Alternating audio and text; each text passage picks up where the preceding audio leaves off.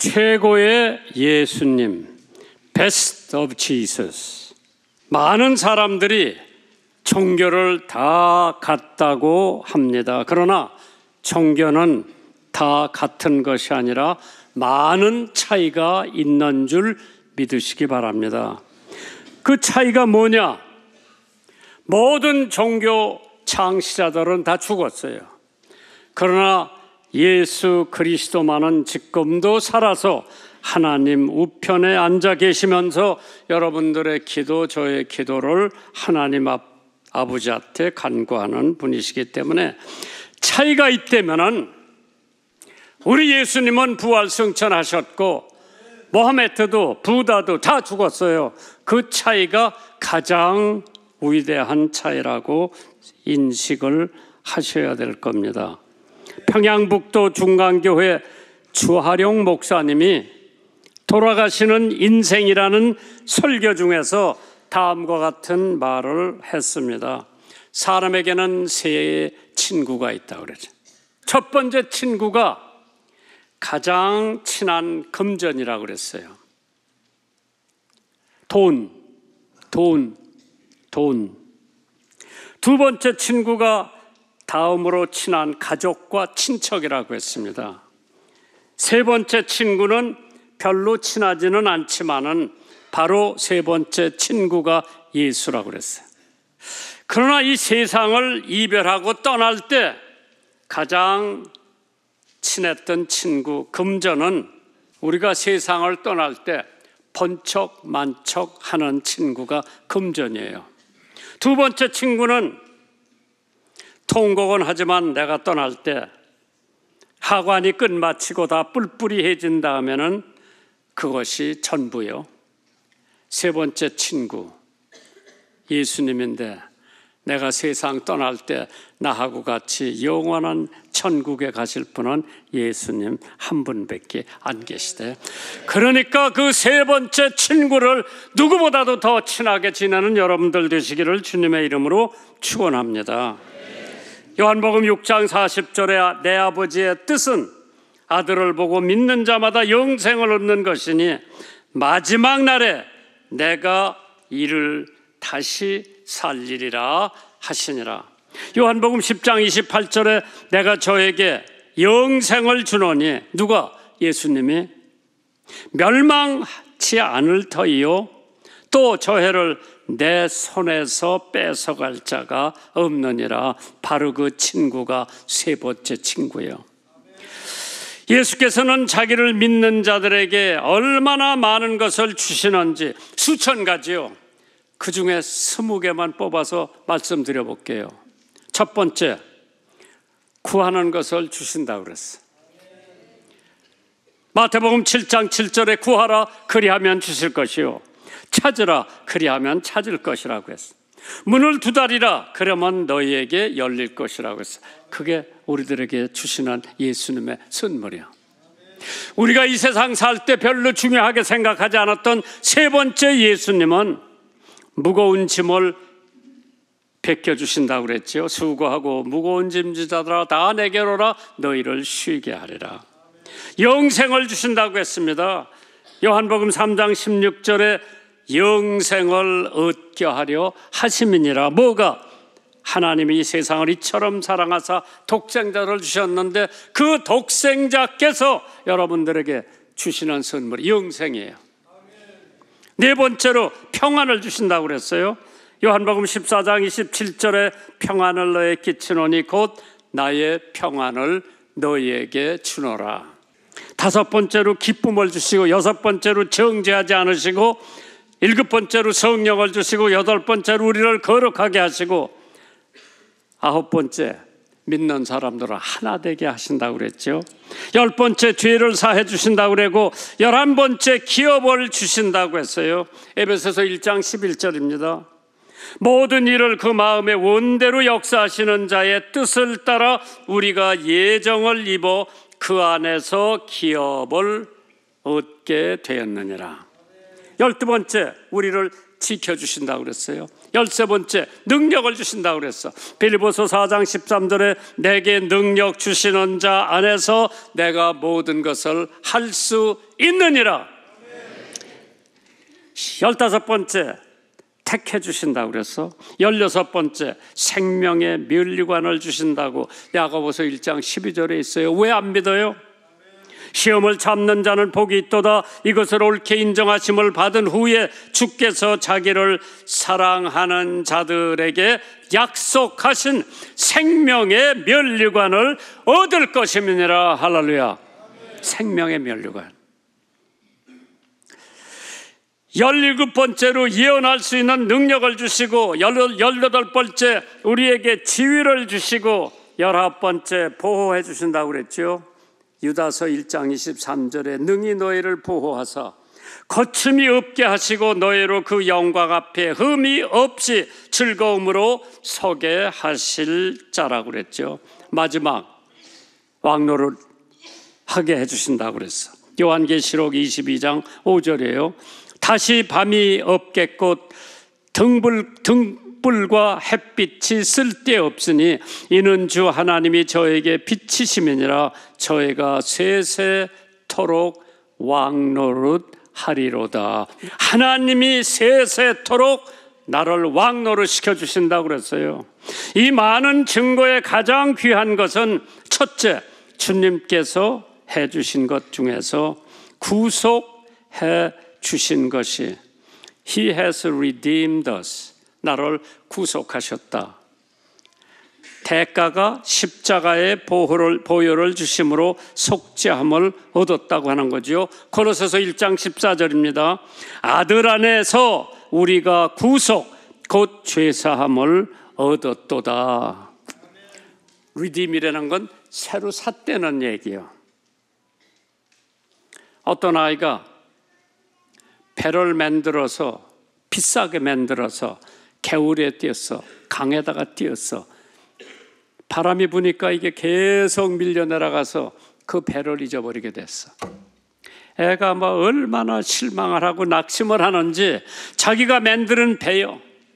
바람이 부는 물결에 너무 멀리 가서 배를 잊어버렸는데 맨날 시무룩하게 하고 있으니까 아버지가 어느 박물관에 가보니까 자기 아들이 만드는 배가 누가 갖다가 박물관에다가 팔았어. 그래서 아버지가 다시 그 돈을 주고 그 배를 사갖고 와서 아들한테 깜짝 놀라게 한 거예요. 자기가 만드는 배 다시 사왔어요. 그걸 갖다가 redeem, 그걸 갖다가 다시 구속받았다는 거죠. 그래서 자신을 주어 구속을 하셨다고 그래서 디도서 2장 14절입니다. 그가 우리를 대신하여 자신을 주심은 모든 불법에서 우리를 구속하시고 우리를 깨끗하게 하사 선한 일에 열심하는 친백성이 되게 하려 하심이니라. 믿어요, 안 믿어요? 예수님께서 나를 새롭게 만들었어요. 헌 김장한이를 새로운 김장한이로 redeem, 구속을 해주셨어. 돈은 줄 수 있어요. 우리가 시간도 내줄 수가 있어요. 노력도 해줄 수가 있어요. 그러나 자신을 준다고 하는 것은 여간 힘든 일이 아니에요. 요한계시록 12장 11절에 또 여러 형제가 어린 양의 피와 자기의 증거하는 말을 인하여 저를 이기었으니 그들은 죽기까지 자기 생명을 아끼지 아니하였도다. 용서해 주셨습니다. 우리를 구속만 한 것이 아니라 하나님이 내가 어려서부터 지금까지 지은 모든 죄 다 용서해 주셨어요. 앞으로도 내가 또 죄를 질 텐데 그것까지 다 십자가에서 용서를 해 주셨어요. 에베소서 4장 32절입니다. 서로 인자하게 하며 불쌍히 여기며 서로 용서하기를 하나님이 그리스도 안에서 너희를 용서하심과 같이 하라. 외워두세요. 요한복음 8장 1절 이하에 보면 간음하다가 들킨 여자가 바리새인들에게 잡혀와 가지고 예수님 앞에 이런 여자는 모세 율법에 돌로 치라고 그랬는데 예수 선생은 어떻게 하십니까? 아무 말도 안 하고 땅에 엎드려서 뭐를 쓰기 시작했는데 예수님께서 말씀하시기를 죄가 없는 자가 먼저 돌로 이 여자에 쳐라. 땅바닥에 난 무엇을 썼는지 몰라요. 그러나 아마 그거를 읽어보고 양심의 가책이 되었던지 나이 많은 사람서부터 나이 젊은 사람들까지 하나도 여자에게 돌을 던지지 않고 다 도망갔어. 예수님하고 그 여자만 남았어. 너를 저주하던 사람들이 어디 있느냐? 다 도망갔습니다. 나도 너를 저주하지 않을 테니까 다시는 가서 죄짓지 말아라. 세 번째로 예수님께서 우리를 건져 주셨다고 그랬어. Rescue us. 어디서? 흑암의 권세에서 건져내셨다고 그랬어. 골로새서 1장 13절에 그가 우리를 흑암의 권세에서 건져내서 그의 사랑의 아들의 나라로 옮겨놓았다고 해서 옮겨놓으셨다고 그랬어. 어디서 건져주셨나? 죄악의 흑암에서 건져주셨어. 두려움의 흑암에서 건져주셨어. 죽음의 흑암에서 건져주셨어. 마귀의 흑암에서 건져주셨어. 알코올 중독에서 건져주셨어요. 마약의 중독에서 나를 건져주셨다. 도박의 흑암에서 나를 건져주셨다고 그랬어요. 네 번째로 그리고 천국으로 옮겨주셨다고 그랬어요. 골로새서 1장 13절에 그의 사랑의 아들의 나라로 나를 옮겨주셨다. 두 번째로 주님께서 지금 해주실 수 있는 게 무엇인가? 첫째, 우리에게 지혜와 총명을 채워주신다고 그랬어. Best of Jesus. 예수님이 제일 좋은 것을 우리들에게 주신다고 했는데 골로새서 1장 9절이지요. 모든 신령한 지혜와 총명의 하나님의 뜻을 아는 것으로 채워 주신다고 그랬어요. 그래서 솔로몬이 왕이 와서 하나님이 와서 네게 뭐든지 구하라 내가 준다. 솔로몬 왕이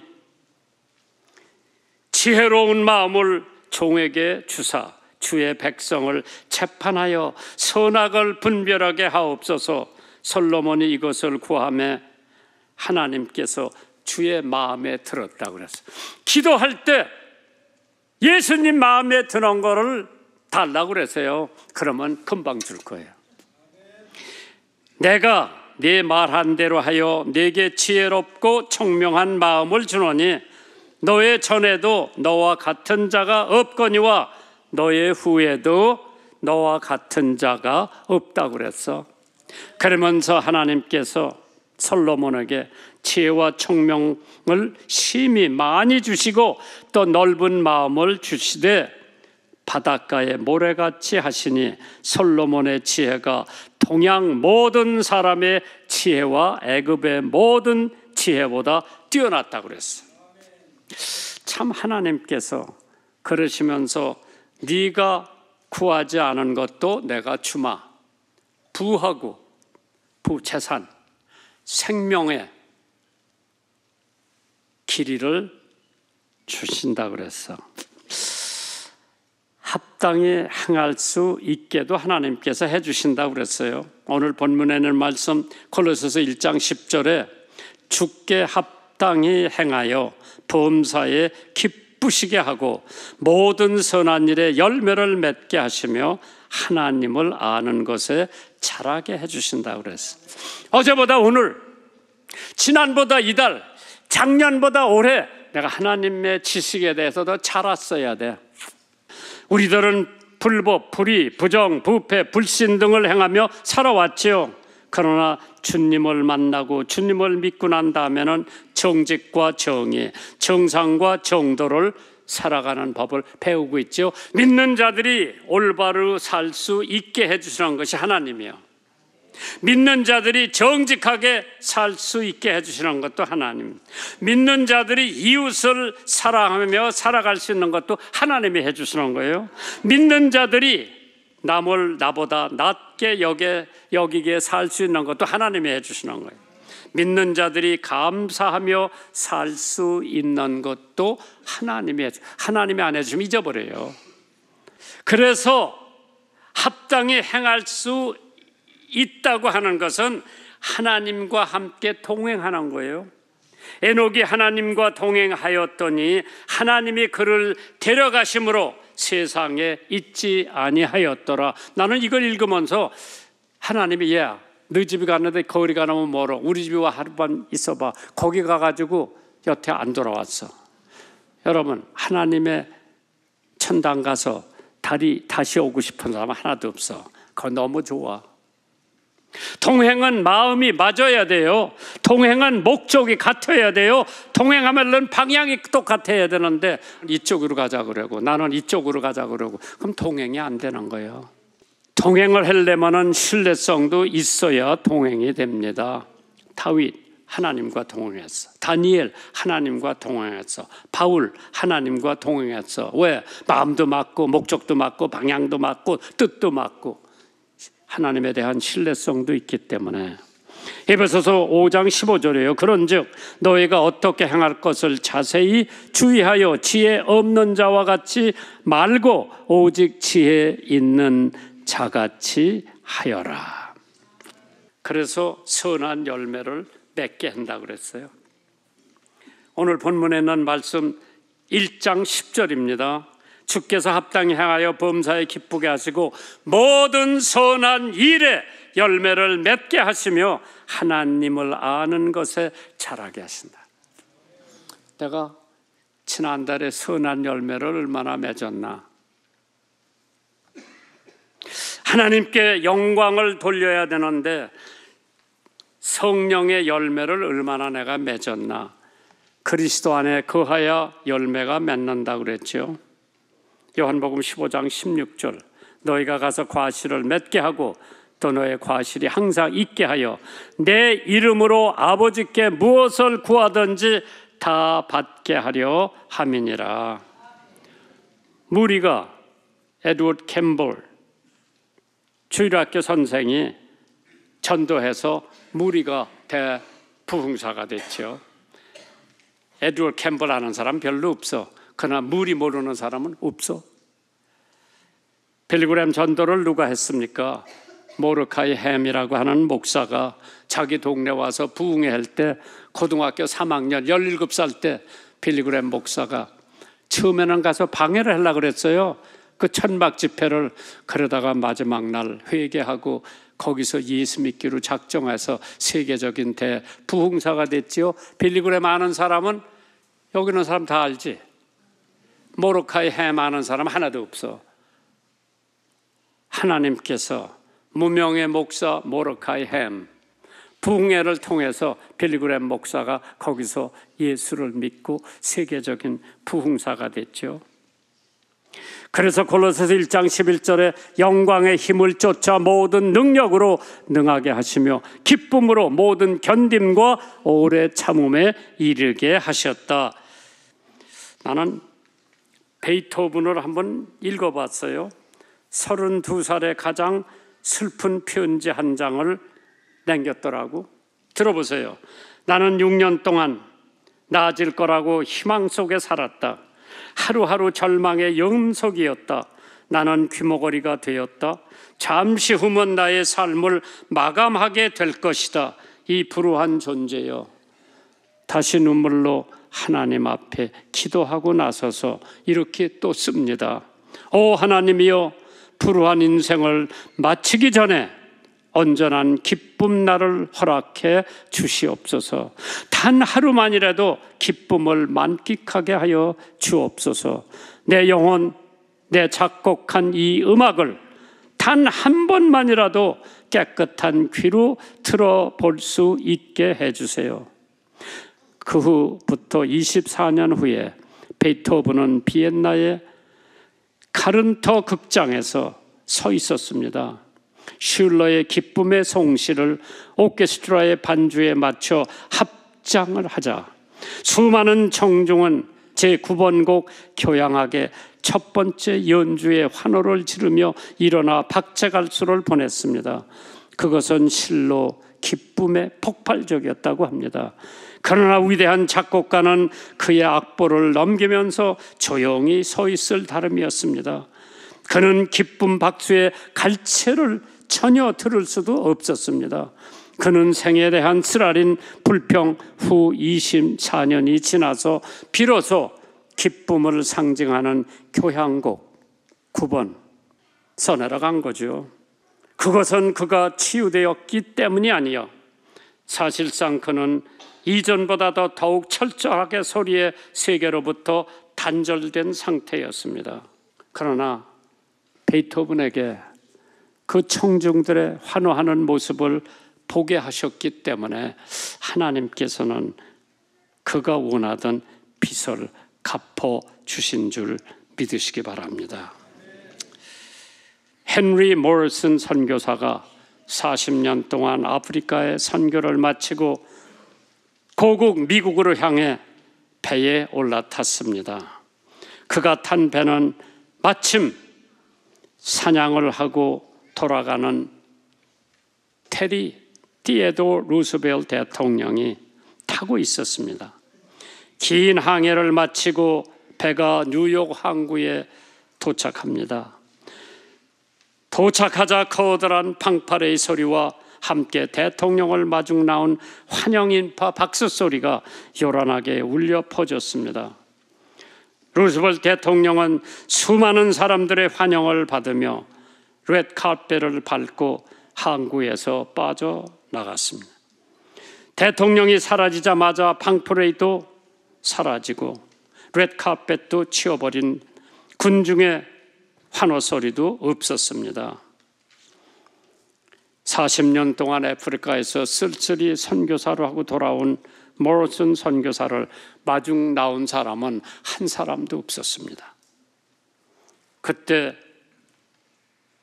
헨리 모리슨 선교사가 눈물을 흘리면서 하나님, 이것이 저의 40년간의 헌신의 결과란 말입니까? 그때 하나님의 음성을 듣게 됩니다. 아들아, 너는 아직 본향에 들어오지 않았지 않느냐? 네가 본향에 들어오는 날 팡파레가 아닌 천국 천사들의 나팔 소리로 레드 카펫이 아닌 황금 기로를 깔아놓고 내가 친히 너를 마중 나가겠다. 그 얘기를 마음속으로 들은 선교사는 눈물을 흘리면서 얼마 안 있다가 다시 선교지 아프리카로 떠났습니다. 아프리카에서 생을 마치면서 이 세상에 상금을 기대하면 상실감이 클 수밖에 없지만은 우리가 본향에 돌아가는 날 영원한 천국에서 썩지 아니하는 상을 하나님께서 주신다고 했습니다. 디모데후서 4장 7절에 내가 선한 싸움을 싸우고 나의 달려갈 길을 마치고 믿음을 지켰으니 이제 후로는 나를 위하여 의의 면류관이 예비되었으므로 곧 의로우신 재판장인 그날 내게 주실 것이니 내게만 아니라 주의 나타나심을 사모하는 모든 자들에게 주신다고 했죠.